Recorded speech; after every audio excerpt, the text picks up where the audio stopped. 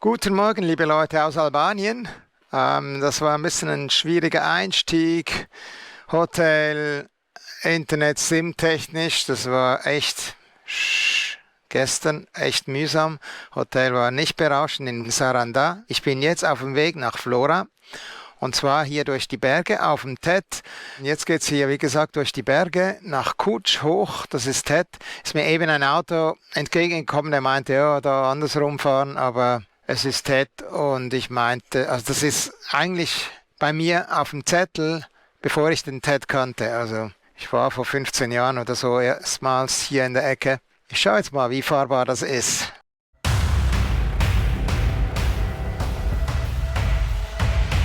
Albanien ist also schon eine andere Kategorie Offroad.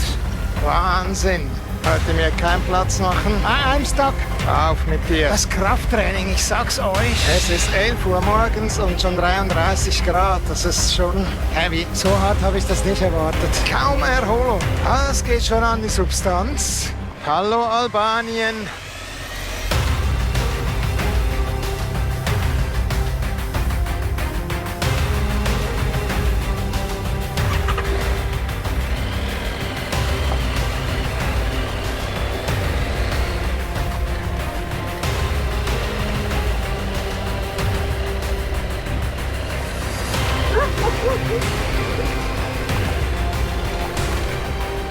Haben wir mal wieder so einen doofen Gesellen. Eine ziemlich staubige Angelegenheit hier unten zumindest. Da haben wir noch mal so einen Hund. 2.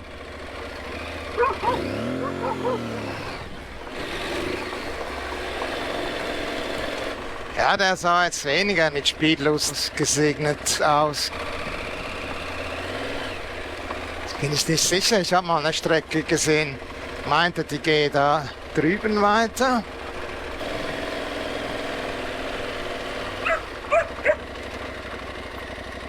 Gut. Okay.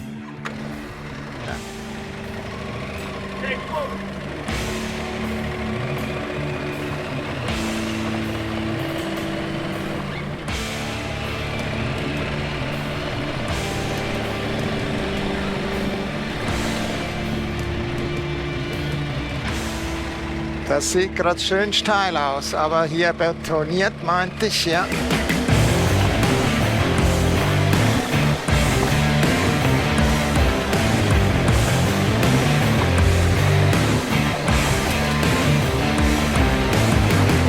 Wow, wow, wow. Das ist ja ziemlich deftig. Hallo Albanien.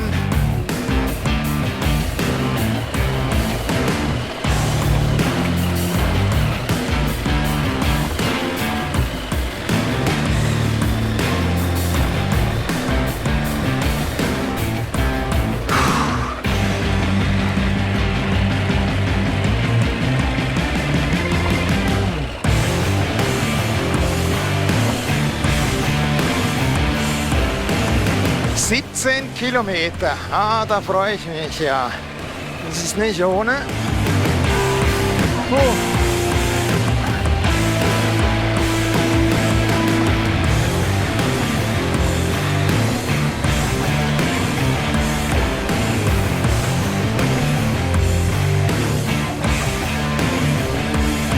shit.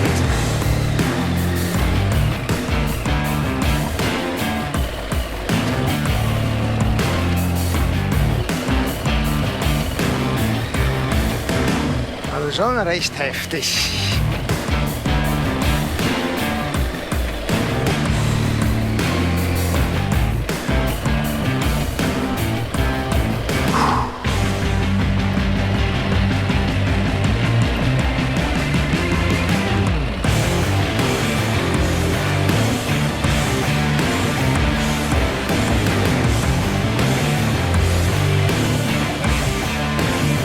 Uiuiui.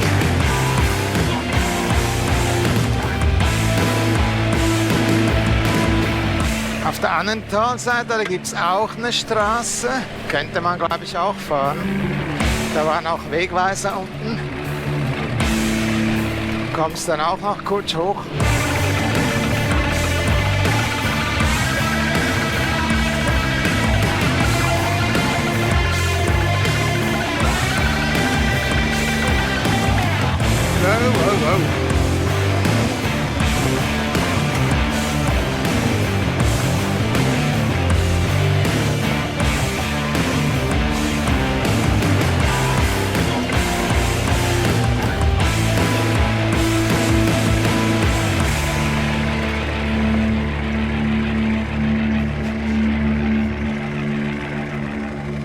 Na, heute mir keinen Platz machen.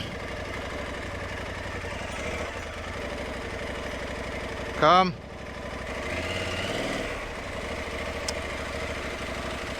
Ja. Auf mit dir.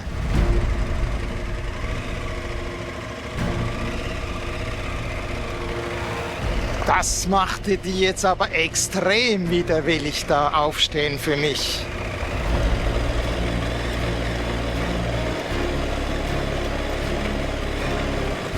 Es ist 11 Uhr morgens und schon 33 Grad. Das ist schon heavy. Mitte September.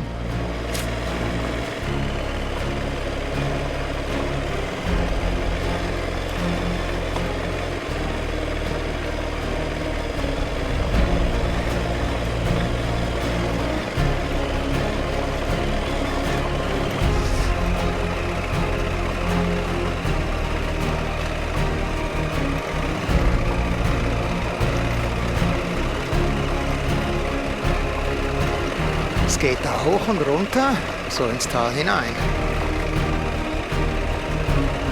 Ist schon hübsch, die Berge.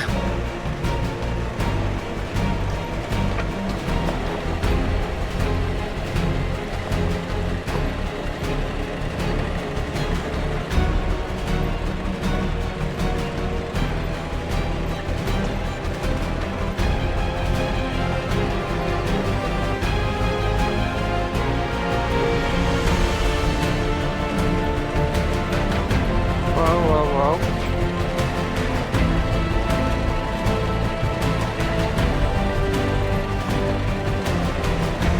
Schon arg.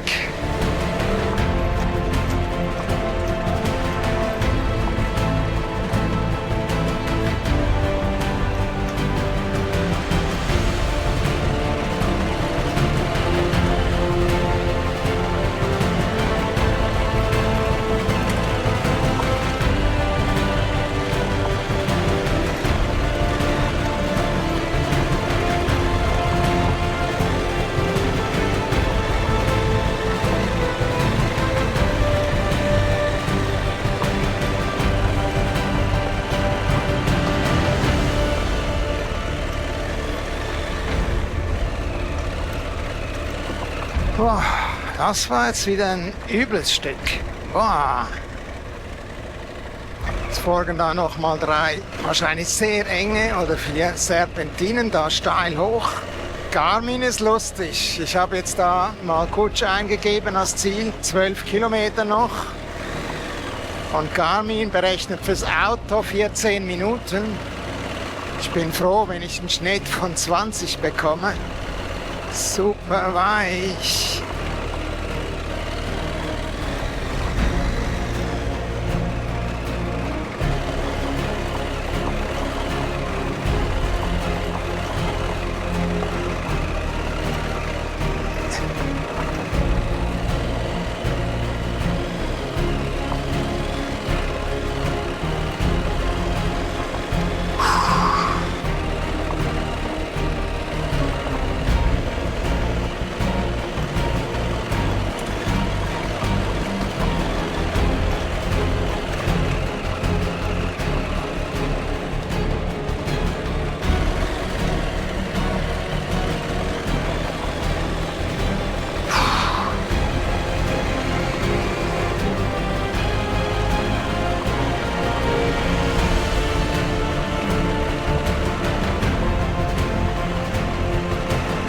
Noch 10 Kilometer.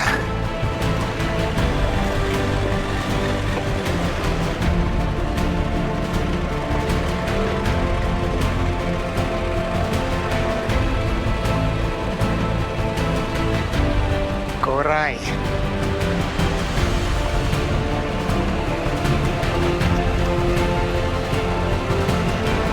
Noch einige Häuser hier.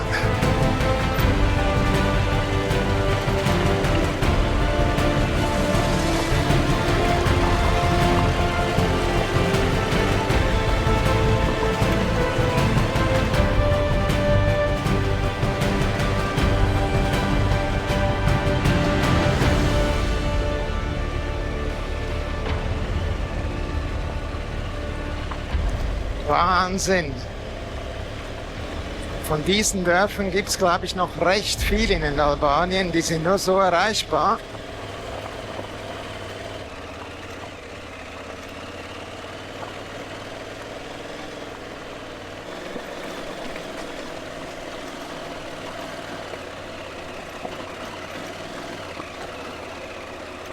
So tief hier wieder. Ich weiß nicht, habe ich wieder einen Platten? Es fühlt sich überhaupt nicht mehr stabil an. Ja, mit den Reifen ist bislang alles okay. Hoffe, das bleibt so. Wow, der Berg, der geradeaus. Und das wechselt hier. Also da war jetzt gerade eben eine ganz krasse Schotterhalde. Irgendwie aber nur einmal 20 Meter, einmal 50 Meter. Aber extrem heftig. Aber grundsätzlich ist jetzt diese Seite da seit dem Dorf eigentlich einfacher zu befahren. Ich denke, die kommen auch eher hier lang zum Dorf. Wobei wir gleich sehen werden, dass man mit breiten Fahrzeugen hier wohl kaum lang kommt. Sind wir gerade wieder in so einem ausgewaschenen Stück. Naja, da waren andere heute schlimmer.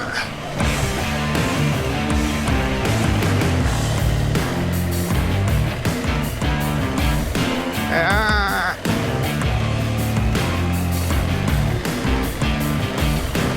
Ups.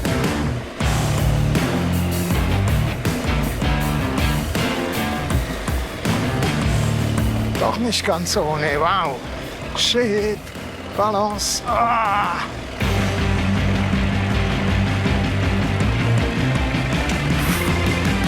Das Krafttraining, ich sag's euch.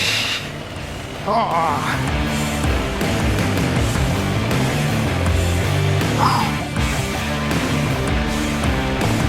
Das war jetzt doch eines der krassesten Teilstücke. Zu Beginn nicht so schlimm ausgesehen.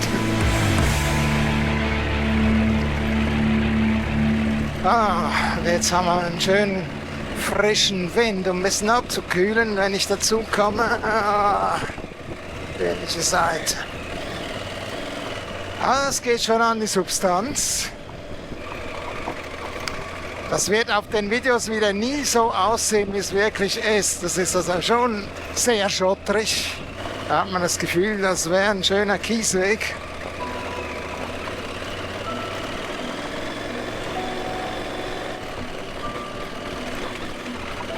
So, und da haben wir den Ausblick. Ja, doch nicht. Hier vielleicht. Sind schon auch hübsch, die albanischen Berge, da gibt es dann noch andere. Hier sieht es wieder gröber aus, da runter. Gucken wir, dass wir heile runterkommen.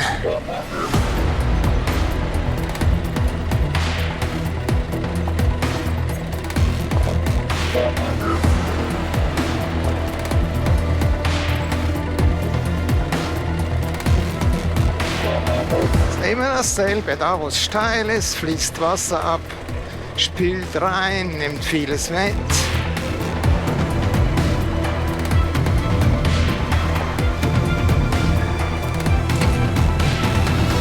Ja, ist also doch nicht viel einfacher, diese Seite da.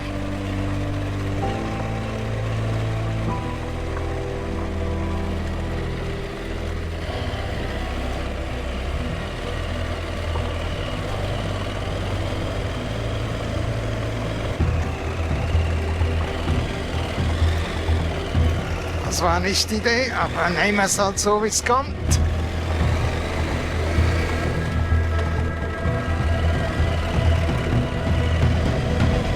Kaum Erholung.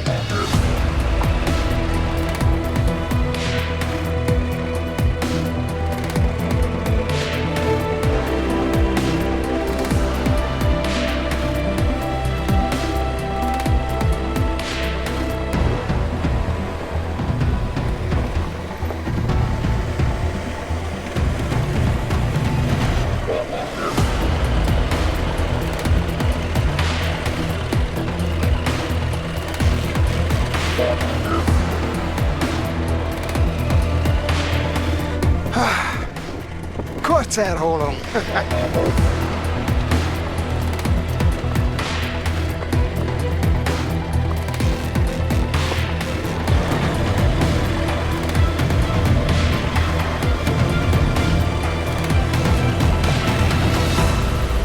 So, bald geschafft, Kutsch. Kilometer oder so, da sind ja auch die ersten Häuser eigentlich schon.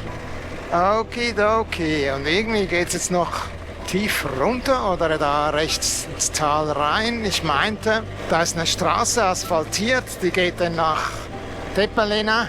Die werde ich fahren, das ist Ted. Die ist aber sonst nicht auf Google verzeichnet, aber auf Street View sieht man da eine asphaltierte Straße.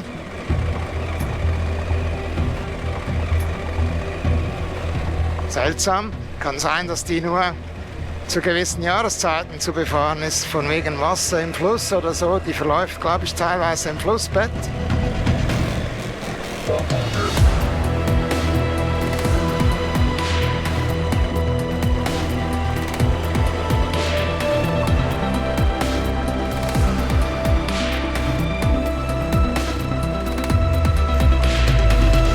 Ja, das war jetzt ziemlich anstrengend, muss ich sagen. Anstrengendes. Was sind das, 17 Kilometer stand da? Ich spüre es also in den Armen.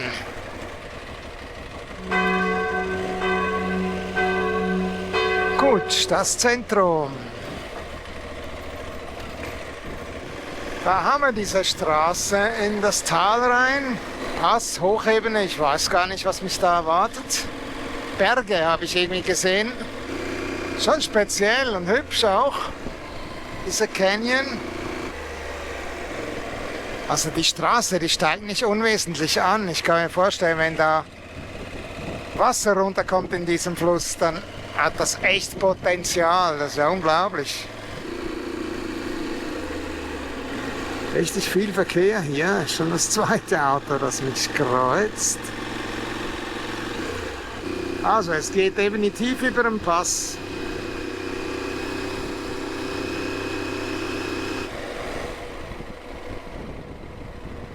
Ich habe gerade eben spontan meine Route geändert, ist zwar abgekürzt, ob jetzt das dann auch immer fahrbar ist, also Wegweiser war da, aber dieser Berg, der ist schon faszinierend da vorne.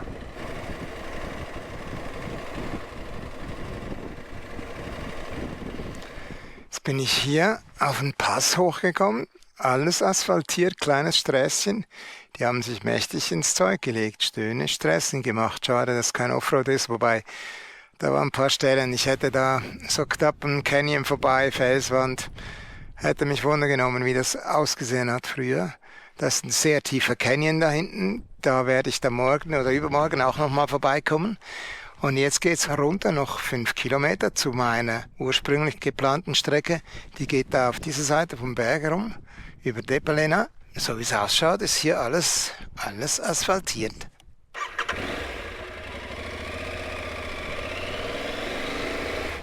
Und dann haben wir das Spielchen wieder mit dem großen Fluss. Also nur so von Teppelina nach Flora, da gibt es eine Hauptstraße, die geht auf der anderen Seite eines großen Flusses lang. Ich habe mal gesehen auf einer Karte, dass es auf dieser Seite auch eine Strecke gibt, habe die aber nie gefunden, den Einstieg nicht gefunden oder nicht gewusst, wie man da über den Fluss hätte kommen sollen. Ja, jetzt bin ich mal gespannt, wie das dann ausschaut. Ja, so schaut es aus von oben und der Fluss heißt Vjosa und ist einer der letzten europäischen Wildflüsse und Lebensraum unzähliger Arten. Viele Jahre hatten Umweltschützer gekämpft und im März 2023 wurde die Vjosa zum Nationalpark erklärt. So, ich bin in Sinanai. Und jetzt ist unbefestigt. Das, was ich eigentlich schon die ganze Zeit erwartet hatte, das ist so eine alte albanische Hauptstraße. Hoffe ich jetzt mal, die geht da ja diesen Berg entlang, wie eben auch die ganze Zeit den Fluss entlang Richtung Vlora.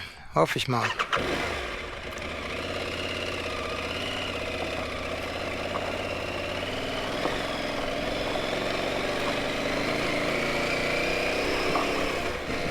Schauen wir mal, was da oben angeschrieben steht. Weil mein Navi ist sich da nicht so ganz schlüssig.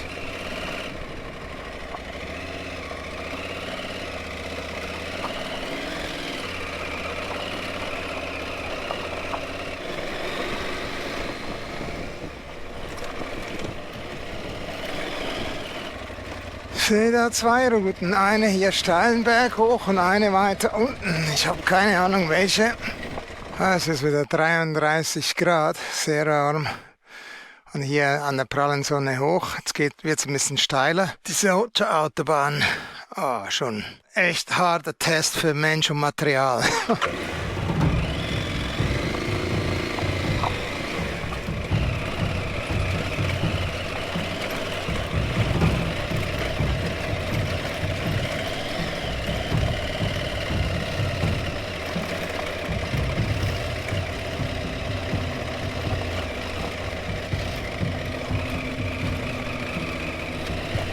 Also die Straße hat tatsächlich eine Bezeichnung, die SH wie Hotcha 76. Wenn man da als Ortsunkundiger oder Tourist denkt, ja, ich nehme mal diese Hauptstraße, die gelbe, mit dem Straßennamen. Oh. Konzentration. Shit. Fuck.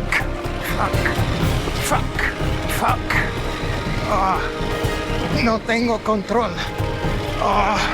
No puedo.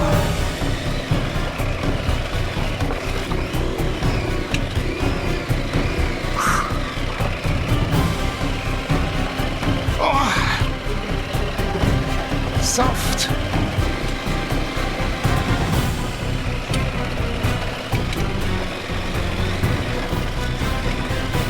No puedo más. No tengo control. Oh, fuck, mir fehlen noch 20 Meter. Boah, das ist ja noch gröber als heute Morgen. Und jetzt habe ich so ein großes Problem, den da hochkriegen. Wow. Meine Güte. Oh Gott. Das ist teilweise so soft. So hart habe ich das nicht erwartet. Oh, fuck.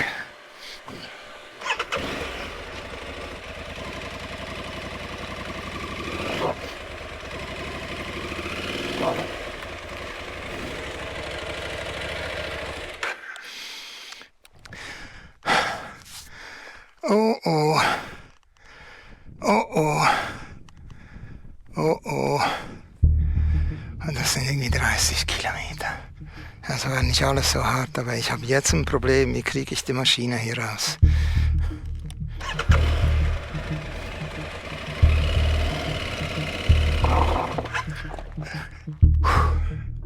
Ich kann sie nicht mal hinstellen und gucken, wie es da vorne ausschaut. Krieg sie nicht hingestellt.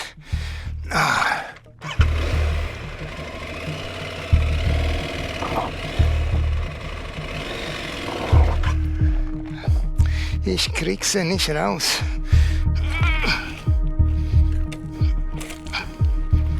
Okay. Oh Mann.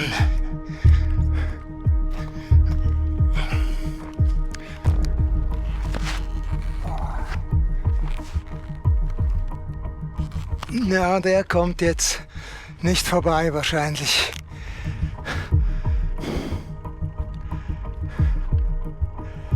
No. I cannot go.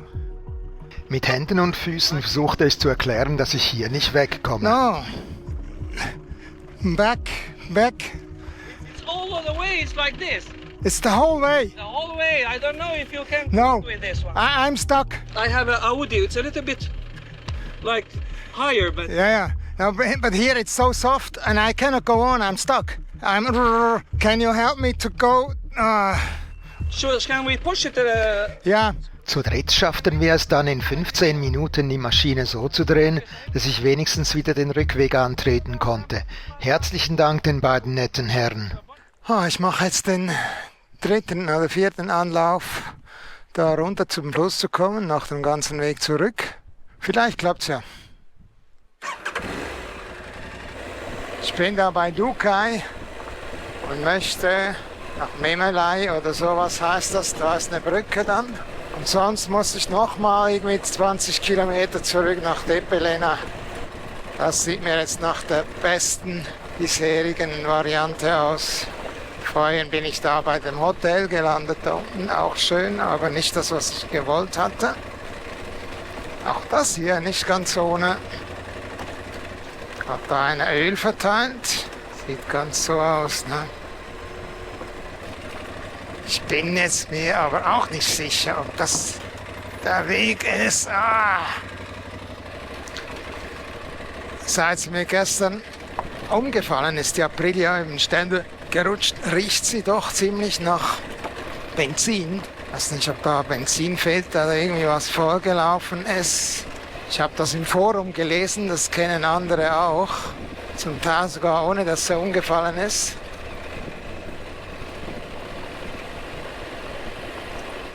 Ja, Albanien ist also schon eine andere Kategorie Offroad. Nicht einfach schöne Kiessträßchen.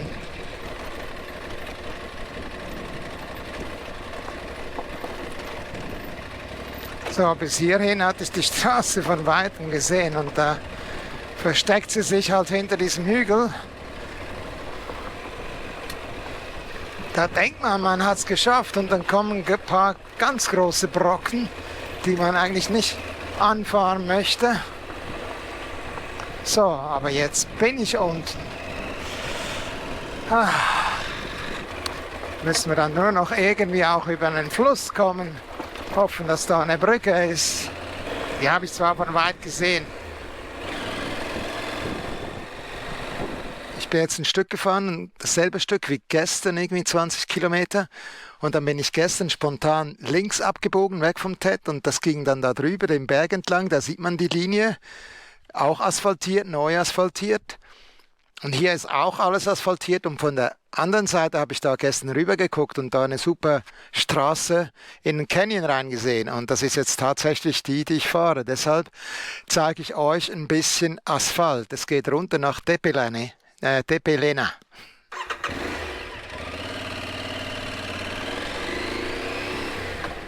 Es empfiehlt sich, vorsichtig zu sein. Ich denke, ich bin jetzt gerade eben um 2 Sekunden an einem Crash vorbeigeschrammt. Da kam einer, die Straße war da nur eineinhalbspurig. Für mich in der Linkskurve auf meiner Seite entgegen. Ich hätte keine Chance gehabt. Er ist da voll rumgezogen, ohne irgendwie was zu sehen. 2 Sekunden früher und es hätte einen Frontalcrash gegeben oder ich hätte rechts neben raus müssen. Also diese Straße, diese Passstraße, sage ich mal, von Vlora nach Tepelena über Kutsch, die empfiehlt sich unbedingt für alle, die nur Asphalt fahren wollen. Eine wunderbar schöne Strecke. Ich habe jetzt 80 Kilometer schon drauf, 85. Das wären dann 100 Kilometer. Wunderbar zu fahren. Und so wunderbar neu die Straße ausschaut. Da oben, da war sie mehrfach wieder bis zur Hälfte mit Geröll bedeckt, das da runterkommt rechts. Also dann richtig, nicht bloß einzelne Steine. Deshalb ist Schielen angesagt, immer ein Auge auf der Straße behalten.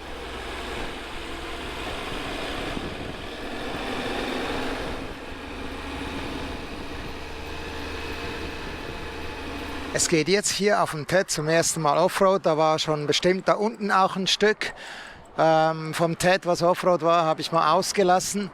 Ich weiß nicht, was mich hier erwartet. Ich bin offen gesagt seit gestern ein bisschen desillusioniert wieder mal, verunsichert. Jetzt eben ist hier war ein Auto. Ich habe den Fahrer gefragt, ob das möglich wäre. Der meinte nein. Es ist TED und vom TED weiß ich, dass das andere Leute fahren. Von daher werde ich das jetzt mal versuchen bis zum bestimmt ersten Abzweiger, wo es dann richtig hoch geht. Okay, wir schauen mal.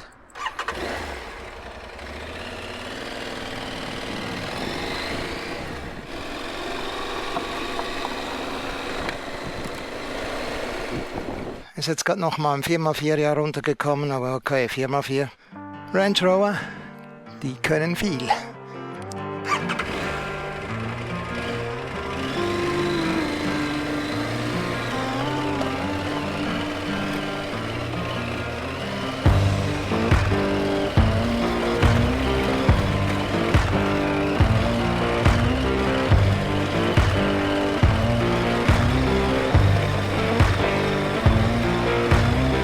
Ich hatte da unten in der Fläche noch 3 Tschechen gekreuzt. Die sind jetzt da runtergekommen. mit einer alten Afrika Twin, mit einer Varadero und einer T7. Allerdings ohne viel Gepäck und eigentlich auch nackt. Also mit ärmellosen T-Shirts. Okay, jeder wie er will, ne?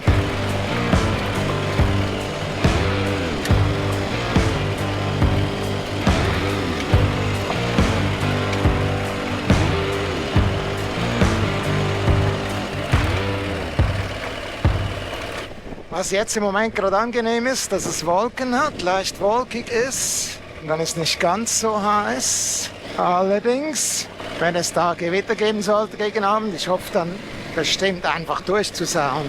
Naja, in der Richtung, wie ich fahre, sieht es nicht schlecht aus.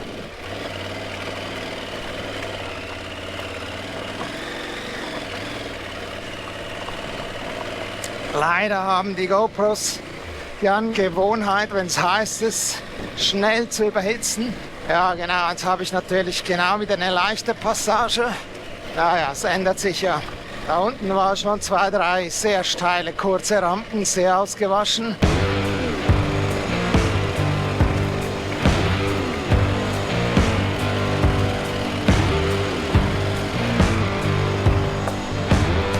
So, wie heißt dieser Ort? Raban heißt der Ort hier. Ort, ja.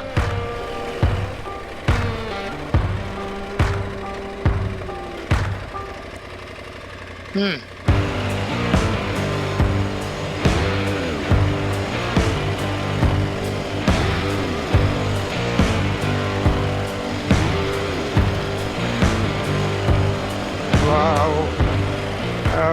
Wo lang hier?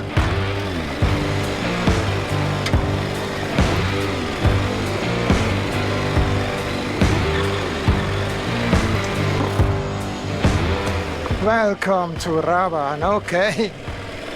Ich glaube, die andere Piste wäre die bessere gewesen.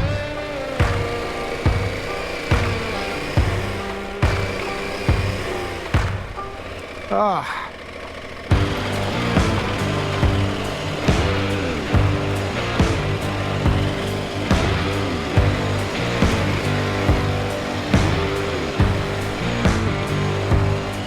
So. Das Navi macht jetzt auch mit. Meint, das sind noch 27 Kilometer.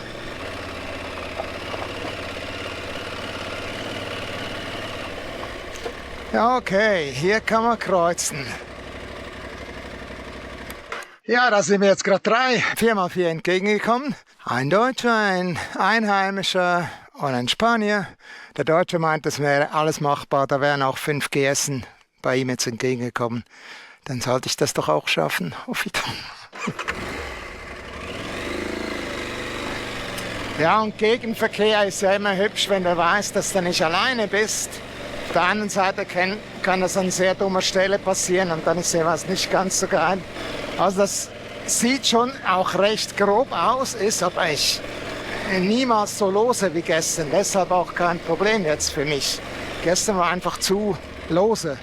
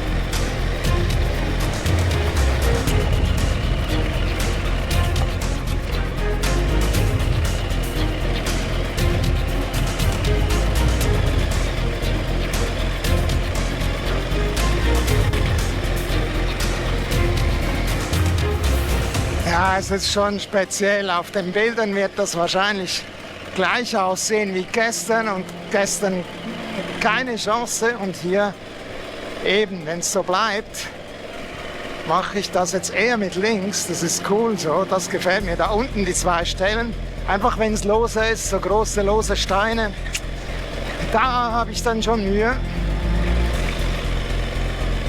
Da ist wahrscheinlich dann auch das ganze Gefährt zu schwer.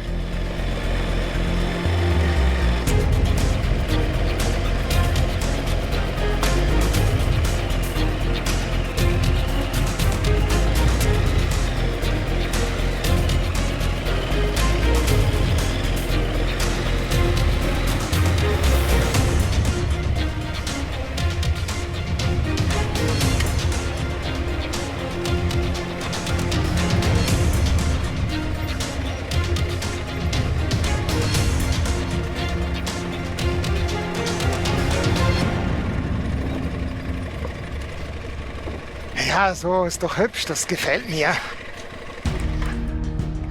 Ah, wow.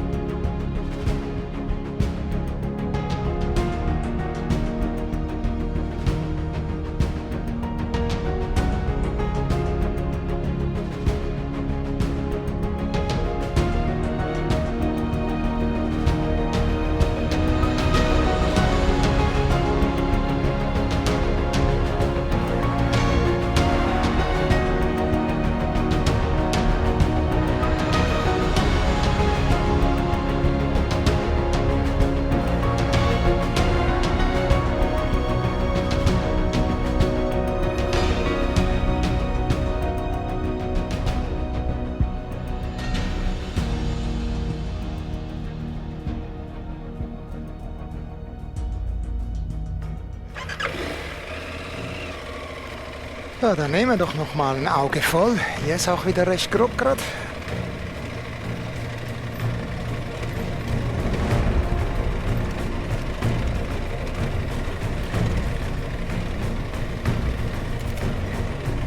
Jetzt gerade wirklich sehr unangenehm, wenn es da ein bisschen sandig ist drunter.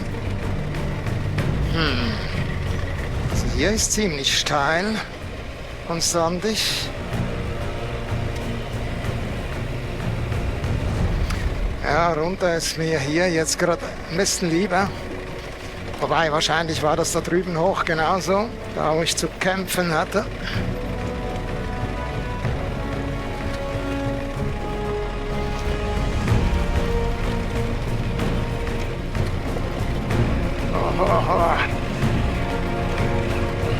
Vom flachen Licht sieht man hier die Spuren kaum.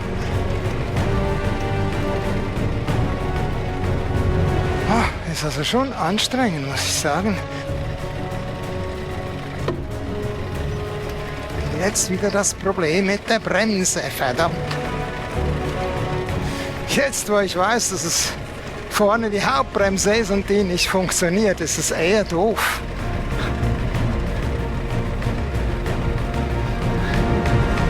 Ja, ich denke, hier hoch, das ist schon herausfordernd. Da ist jetzt ziemlich lose. Und es sind noch genau 20 Kilometer, also in etwa die Hälfte der ganzen Strecke. Das würde ja heißen, es ginge noch mal über den Pass. Bin ich gespannt.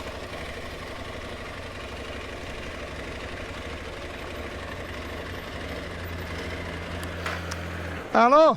Hi, hast du alles, was du brauchst? Wieso? Was kommt noch auf mich zu? Nee, ich meine, ob du was zu trinken hast oder was Kaltes brauchst. Ja, habe ich, danke. Besten Dank. Wie viel Offroad kommt denn jetzt noch? Ja, ist jetzt gerade etwa die Hälfte, 20 Kilometer. Bloß, bei mir steht irgendwie noch 20. Hier ist es einfach nur, geht gleich schön runter. Okay. Sofort danach geht lange abwärts. Da willst du nicht mit so einem Ding noch gegenverkehren. Ja, schauen wir mal. Hoffe ich doch. Tschüss, ja.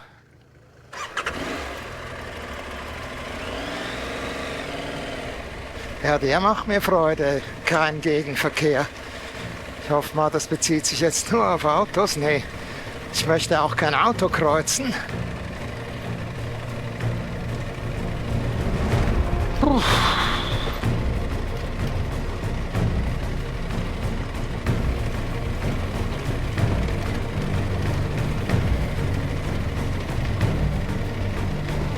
Ah, geil.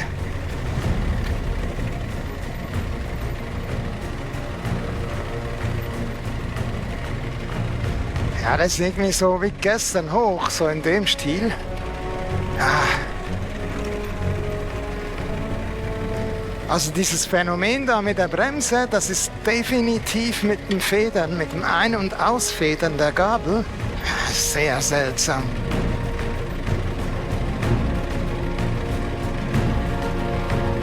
Jetzt weiß ich wieder nicht, welche Seite.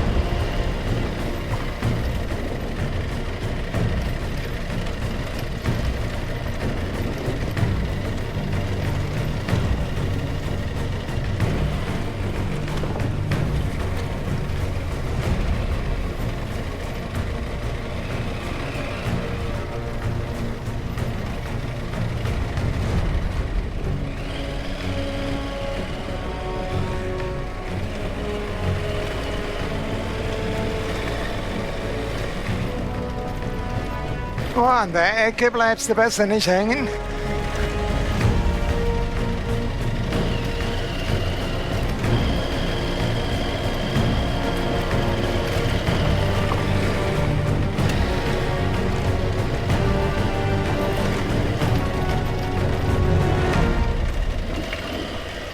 Ich weiß jetzt nicht, ob die Deutschen das Teil, was ich schon passiert habe, gemeint haben, oder ob da noch was kommt. Es kommt was.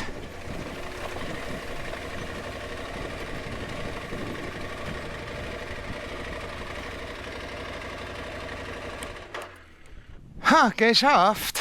Asphalt. Dann waren das jetzt, naja, wahrscheinlich etwa 30 Kilometer. Jetzt geht's schon runter nach Berat, ein UNESCO-Weltkulturerbe. Sehr schön. Da übernachte ich eigentlich jedes Mal, wenn ich hier in Albanien bin. Ich bin gut in der Zeit. Es sind noch 56 Kilometer bis Berat. Das ist 3 Uhr. Perfekt. So, dass ich hier noch mal einen TED-Abstecher machen kann.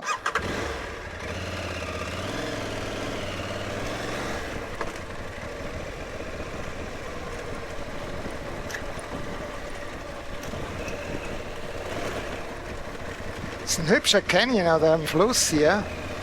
Wow, von wegen, genau das meinte ich. Wow, geil.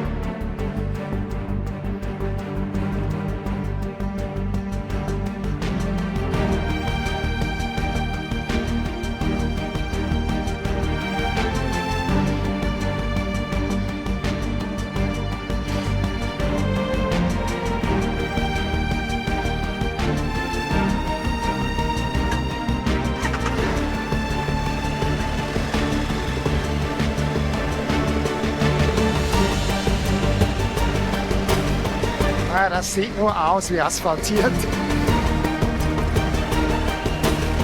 Ein paar Kilometer später war angesichts eines sehr steilen und ausgewaschenen Aufstiegs Schluss für mich und ich genoss eine wunderbar kurvenreiche Fahrt auf Asphalt hinunter nach Berat.